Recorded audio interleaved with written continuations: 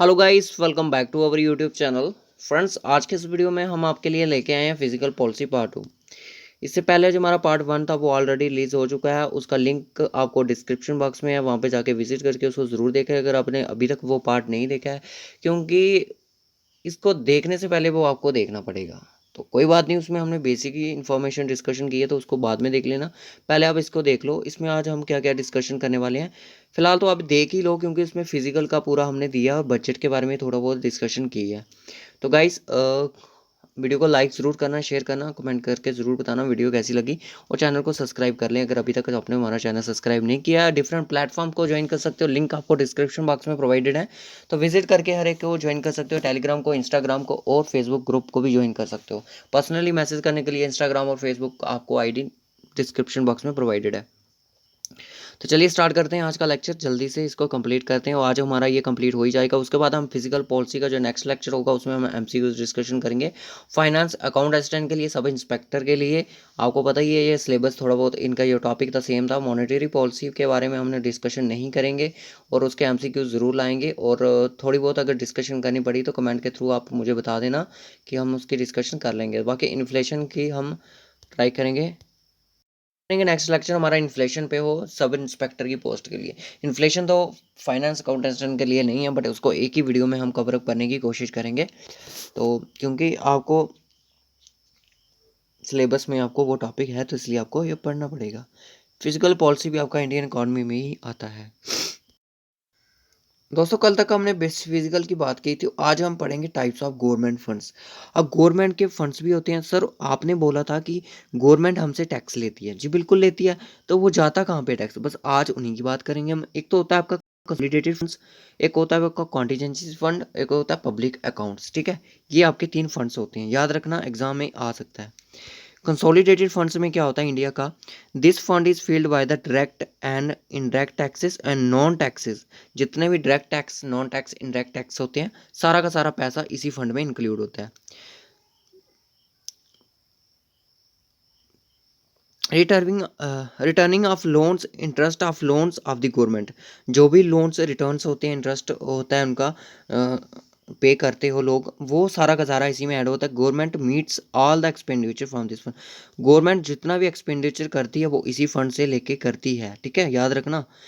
और उसके बाद क्वेश्चन घुमा फिरा के पूछा जाएगा आपको। ठीक है, क्वेश्चन घुमा फिरा के पूछा जाएगा। कोई काम चल रहा है, गवर्नमेंट पैसा प्रोवाइड कर रही है, तो किस फंड से बोलेगी? तो आपको इस चीज़ का ध्यान रखना है। Provision of this fund article 266 sub section 1 of the Indian constitution. जो ये फंड है आपका, कंसोलिडेटेड फंड्स है, ये किसके आर्टिकल के तहत आता है? Article 266 sub section 1 of the Indian constitution. Each state can have its own consolidated. हर एक स्टेट का अपना अपना फंड होता है। ठीक है, उसके बाद सर, जब इसमें से पैसा निकलवाना पड़ता है तो क्या क्या करना पड़ता है? देखिए, सबसे पहले आपको पार्लियामेंट्री अप्रूवल लेना पड़ेगा। ठीक है, मनी को ड्रॉ करने के लिए, वहाँ से लेने के लिए। और ये कंट्रोलर ऑडिटर जनरल होता है जो इंडिया का, वो ऑडिट करता है इसके फंड्स को कि कितना पैसा आया और कितना पैसा गया। वो ऑडिट करता है कौन? आपका सीएजी, यानी कि controller auditor general of India. ठीक है, उसके बाद आता है आपका contingency fund of India. Contingency fund क्या होता है? ये आपका प्रोविजन फंड आर्टिकल अंडर आता है 267 article subsection 1। It is the nature of the impressed money maintain for a specific purpose. और जो एक स्पेसिफिक पर्पज़ के लिए ये मनी मेंटेन रखी जाती है, यहाँ पे इम्प्रेस्ड इसका नेचर है। Parliamentary indirect contingency fund of India act 1950। ठीक है, और ये कॉन्टीजेंसी फंड्स है जो इंडिया एक्ट 1950 के अंदर आता है। ठीक है, fund is help by the finance secretary, department of economic affairs on the behalf of the president of India. और जो ये फंड होता है इसको बनाए रखना डिपार्टमेंट ऑफ इकोनॉमिक अफेयर का काम होता है, प्रेसिडेंट के बिहाफ पे। It can be executive. और इनको यूज़ भी कैसे किया जाता है? देखिए, जैसे कि सपोज करो कि बाढ़ आ गई। ठीक है, बाढ़ आ गई, जल्दी से आप पार्लियामेंट अप्रूवल तो आप लोगे नहीं, कि पार्लियामेंट की अप्रूवल लेनी पड़ेगी, कितना टाइम लगेगा, पैसा निकलेगा, वो उतना टाइम नहीं होता है। अब आपके पास इस कंसोलिडेट इसमें कॉन्टीजेंसी फंड में लगा लो कि 50 लाख था, सॉरी 5 लाख था, समझो, इतना होता नहीं है, ज़्यादा होता है। 5 लाख था, तो आपको ज़रूरत पड़ी 1 लाख की। आपने जल्दी से इसका अप्रूवल किया। आपने जो भी इसके जिसे पूछना था सेक्रेटरी वगैरह प्रेसिडेंट ऑफ इंडिया, इंडिया से, इनसे बात की और इसको एग्जीक्यूट कर लिया, क्योंकि इंडिया के प्रेसिडेंट ही इसको एग्जीक्यूट करते हैं।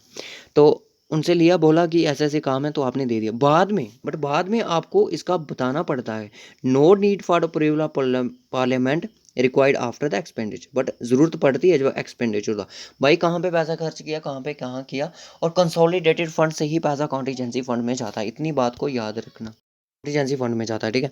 Each state has is own contingency funds under the article 267 subsection 2 में, ठीक है। हर एक स्टेट का अलग अलग कॉन्टीजेंसी फंड होता है, किस सेक्शन के दौरान, अंडर 267। उसके बाद public accounts of India. Public accounts of India क्या होता है दोस्तों, ये कॉन्स्टिट्यूट अंडर आर्टिकल आता है 266 subsection 2 of the Indian constitution, all other public money received by the behalf of the Indian government are credit to his account. अब आपके सबके अपने अपने अकाउंट होंगे, बैंक में सेविंग अकाउंट होंगे, इंश्योरेंस पॉलिसी वगैरह, कितना कुछ आपका जो मनी है, जो आपकी सरप्लस मनी होती है, आपने वो सेविंग में रखी होती है, ठीक है, बैंक में जमा करवाई थी, कभी इंश्योरेंस पॉलिसी करवा लेते हो, वो कितना आपका पैसा होता है वो आपका इन्हीं सिस्टम में लगा होता है, ठीक है।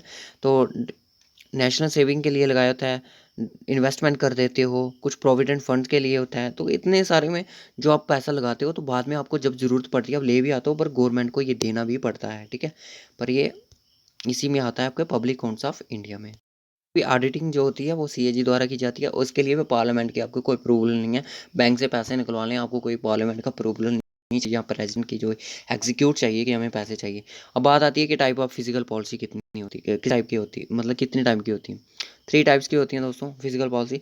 एक तो होती है neutral physical policy, government spending is equal to the revenue. जब गवर्नमेंट की एक्सपेंडिंग होगी 1000 रुपया, ठीक है, 1000 रुपया सोसाइटी में ला रही है, और रेवेन्यू भी उनका जो हो रहा है, यानी कि income tax, direct tax, indirect tax वगैरह जो भी इनकम हो रहा है वो भी 1000 रुपया हो रहा है, तो यानी कि जो इनका न्यूट्रल होता है, तो इनका दोनों का सेम रहता है। तो इसमें क्या होता है, economy neither rapidly economy not contracting, तो इकॉनमी ना तो बढ़ रही है ना तो स्टैग्नेट हो जाती है, ठीक है, इकॉनमी ना तो बढ़ रही है ना तो घट रही है।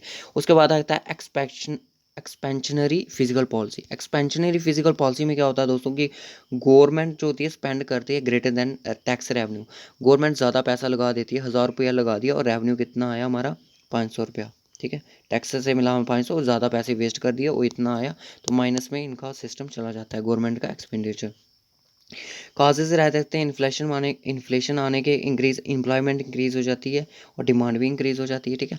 उसके बाद आती है कंट्रैक्शनरी फिजिकल पॉलिसी। इसमें क्या होता है, government spending is less than tax revenue, tax ज़्यादा लिया जाएगा और 500 रुपया इनका स्पेंड किया जाएगा गवर्नमेंट का, 1000 रुपया टैक्स लिया जाएगा। एग्जाम्पल दे रहा हूँ, इतना नहीं होता, एग्जाम्पल के लिए बता रहा हूँ, लेस होता है। एक्सपेंडिचर कम करेगी गवर्नमेंट और रेवेन्यू इनका ज़्यादा होगा, स्लो इकोनॉमिक ग्रोथ हो जाएगी, अनएम्प्लॉयमेंट हो जाएगा सोसाइटी कंट्री में, ठीक है। उसके बाद होता है दोस्तों डिफिशिट्स। क्या होता है दोस्तों, डिफिशिट्स होती है एक लॉस होना, कमी होना, ठीक है, कमी पेशी। Amount by which the money you receive is less the money you have spend, ठीक है। डिफिशिएंस वो होता है कि आपने आपने क्या किया, कोई प्रोडक्ट खरीदा 100 रुपये का, उसको आपने सोचा कि मैं 150 का बेचूंगा, बट वो बिका 90 का, तो आप में जो ये लॉस हुआ 10 रुपीज़, ये आपका डिफिशिट है। तो यही बता हो रहा है कि वो अमाउंट जो आपने रिसीव किया वो कम है जो आपने स्पेंड किया था, स्पेंड करने से ज़्यादा जो रिसीव हुआ वो कम है, यानी कि घाटे में जाना, लॉस में जाना, इट मीन्स शॉर्टेज।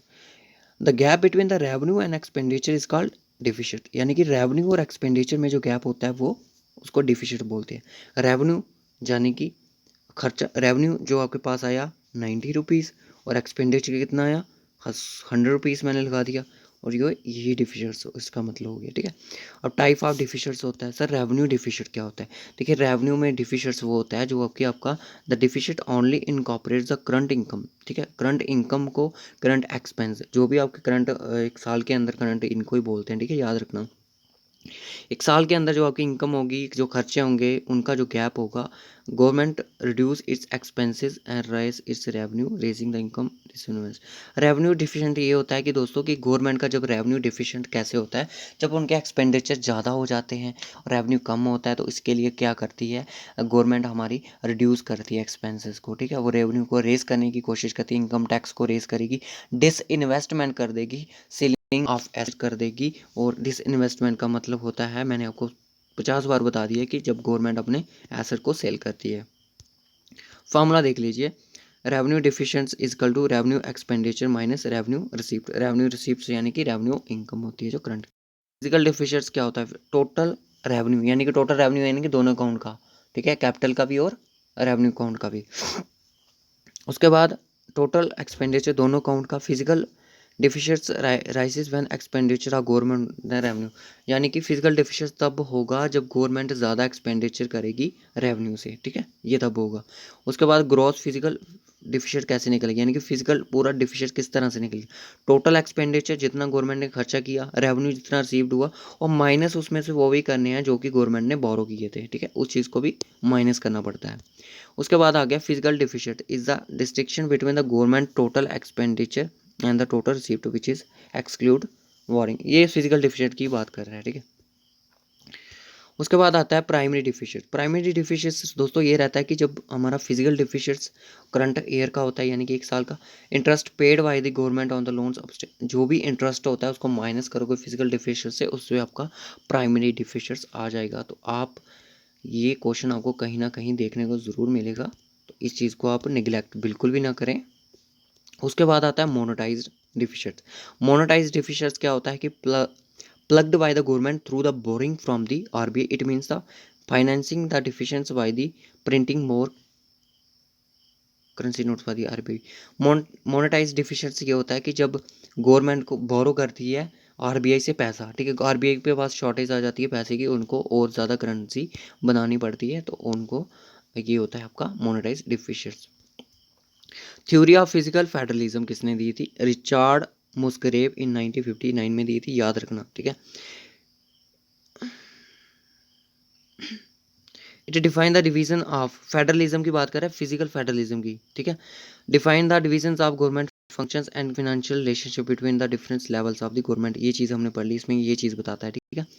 तो गवर्नमेंट के डिफरेंट फंक्शन होते हैं, रिलेशनशिप क्या आते हैं फाइनेंस के रिलेटेड, वो बताता है। फिजिकल कंसोलिडेशन क्या आता है, reduction in the underlying physical deficient, यानी कि जो फिजिकल डिफिशिएंट्स आपका बढ़ रहा है तो उसको रिड्यूस करने के लिए जो स्टेप्स पॉलिसीज बनाती है गवर्नमेंट, उसको फिजिकल कंसोलिडेशन बोलेंगे। Policy undertaken by the government national and sub national basis पे to reduce the deficients for improving the health of the country, यानी कि हेल्थ ऑफ द कंट्री बोल रहा है कि economic health of the country, economy की जो health होगी उसको बढ़ाया जाएगा, एम्प्लॉयमेंट इंक्रीज होगी, इन्फ्लेशन कम होगा और कंट्री की ग्रोथ होगी, तभी हमारी कंट्री डेवलप्ड कंट्री बनेगी। तो दोस्तों ये थे कुछ क्वेश्चन, नेक्स्ट वीडियो में मैं आपके लिए एमसीक्यूज लाऊंगा, इंपॉर्टेंट क्वेश्चन। ये क्वेश्चन नहीं थे, थियोरेटिकल पार्ट था, तो यहाँ पे हमने इसको फिजिकल पॉलिसी को पूरा पढ़ लिया है। तो पीडीएफ अगर आपको चाहिए होगी तो वीडियो के अपलोड होने के बाद 20 आवर्स के अंदर अंदर आपको कमेंट करना है, तभी आपको इसकी पीडीएफ अवेलेबल होगी। तो डिफरेंट प्लेटफॉर्म ज्वाइन कर सकते हो। So okay guys, bye, take care. इस वीडियो में इतना ही रखेंगे, तो ओके गाइस, बाय बाय। और आप MCQs on lakes and rivers पे जो आज वीडियो आई है उसको ज़रूर देख लें।